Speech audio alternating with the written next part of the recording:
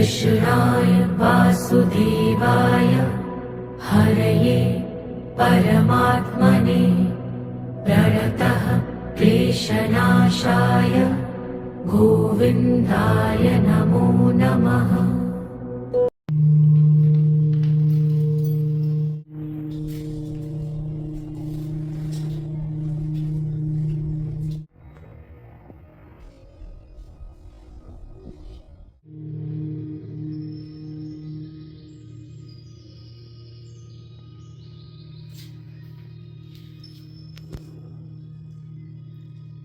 আগের রং শেষ। আসুন, এখন আপনারা যা শিখেছেন তা অনুশীলন করুন। এটি একটি নতুন পরীক্ষা, এতে সামান্যতম ভুল হওয়াও উচিত নয়। দয়া করে প্রণাম গ্রহণ করুন মণিবর। সর্বদা স্নেহময় থাকো। বলো ঋষিগণ, কি প্রয়োজনে আগমন? মণিবর, আমাদের এই নাট্যশাস্ত্র বিষয়ে আমাদের মনের মধ্যে কিছু প্রশ্নের উদ্বেগ হয়েছে। আপনি যেহেতু নাট্যশাস্ত্র রচনা করেছেন, সেহেতু আপনার কাছে এলাম আমাদের এই প্রশ্নগুলোর সঠিক উত্তর পাওয়ার জন্য। কোনো দ্বিধা না করে প্রশ্নগুলি করুন। গুরুদেব, নাট্য সংস্থার উৎপত্তি কিভাবে এবং উন্নতি বা কি? তুমি খুব ভালো প্রশ্ন করেছো বৎস। এই প্রশ্নটি শুধু নাটক নয়, জীবনের মর্ম বোঝারও একটি মাধ্যম। ত্রেতা যুগে মানুষ যখন কাম ও লোভের প্রভাবে অধর্ম দ্বন্দ্বের দিকে অগ্রসর হতে থাকে, তখন দেবরাজ ইন্দ্র দেবর্ষি ব্রহ্মার কাছে প্রার্থনা করেন যে এমন একটি মাধ্যম নির্মাণ করতে হবে যাতে দর্শন ও শ্রবণ একই সাথে করতে পারে এবং যার প্রভাবে মানুষ আবার ধর্ম, অর্থ ও মোক্ষের পথে ফিরে আসতে পারে। কিন্তু গুরুদেব, বেদই তো জ্ঞানের ভান্ডার। বেদের মধ্যেই তো জগতের সমস্ত রহস্য লুকিয়ে আছে। তাহলে উদ্দেশ্য পূরণের জন্য তো বেদই যথেষ্ট ছিল। কিন্তু এই পঞ্চম বেদের কি বা প্রয়োজন ছিল গুরুদেব? যাতে এটি সমস্ত মানুষের কাছে গ্রহণযোগ্য হয়, নাটকের মাধ্যমে সাধারণ মানুষকে শিক্ষার পথে, ধর্মের পথে নিয়ে যাওয়া যায়। এই শুভ উদ্দেশ্যে ভগবান ব্রহ্মা 4টি বেদের উপাদান একত্রিত করে নাট্যবেদ রচনা করেছেন। 4টি বেদের উপাদান, সেগুলি কি গুরুদেব? নাটকে যে পাঠ শুনছেন, ভগবান ব্রহ্মা তা ঋগ্বেদ থেকে নিয়েছেন।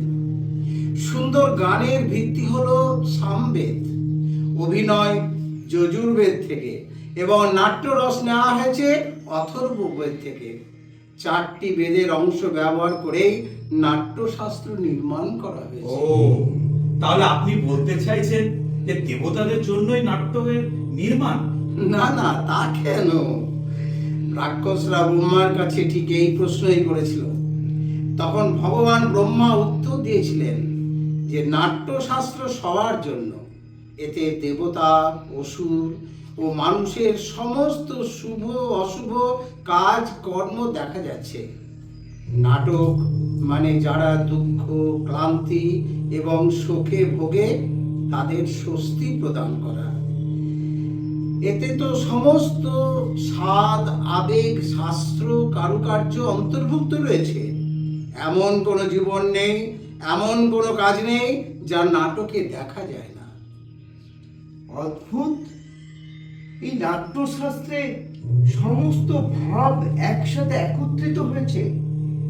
পার্থিব, অপার্থিব, অলৌকিক, লৌকিক সমস্ত কিছু এই নাট্যশাস্ত্রের মধ্যে একত্রিত হয়েছে গুরুদেব।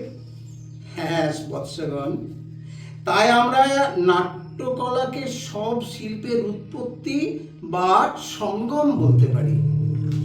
মুনিবর, নাট্যকলা এক চমৎকার উদ্দেশ্য কলা। এতে কি বলতো, যেমন জীবনে বেঁচে থাকার জন্য শ্বাসের প্রয়োজন, এতেও উপকার আছে। যে কেন একটি গুরুত্বপূর্ণ সহকার নিচ্ছে না, কেন কাজকে অপ্রয়োজনীয় বলে গণ্য করছে না?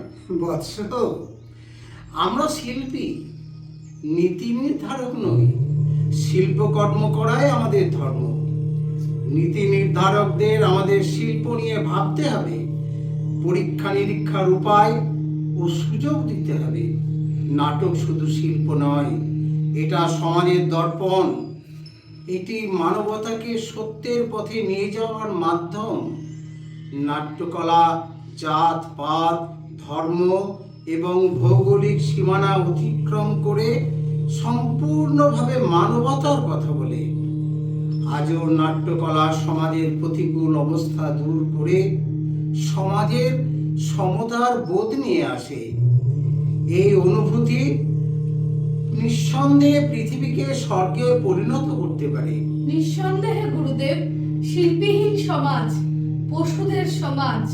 সমাজ শিল্প শিল্পীদের প্রাপ্য স্থান দেবে, এই আশা ও প্রত্যাশা নিয়েই আমি নাট্যশাস্ত্রকে পঞ্চম বেদ বলেছি। পঞ্চম বেদ, পঞ্চম বেদ সমস্ত সমস্ত জ্ঞানেরই আধার পঞ্চম বেদ। বৎসগণ, আমার নাট্যশিল্পী পুত্রেরা আপনাদের স্বাগত জানাতে তাদের অভিনয় প্রস্তুত করেছে এবং আপনাদের জন্য অপেক্ষা করছে।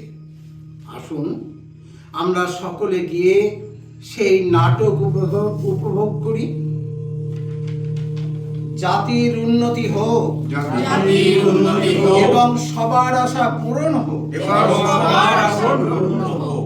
সৃষ্টি সুখের সংসারে সৃষ্টি সুখের সংসারে সে সর্বদা নিখুঁত থাকুক। সে সর্বদা নিখুঁত থাকুক। পৃথিবী সর্বদা ফুলে ফলে পৃথিবী সর্বদা ফুলে ফলে বিকশিত হোক। বিকশিত হোক। উপরের আকাশ পরিচ্ছন্ন হোক। উপরের আকাশ পরিচ্ছন্ন হোক। সজ্জনেরা সর্বদা নির্ভীক হোক। সজ্জনেরা সর্বদা নির্ভীক হোক। ও দুষ্টের বিনাশ হোক। ও দুষ্টের বিনাশ হোক।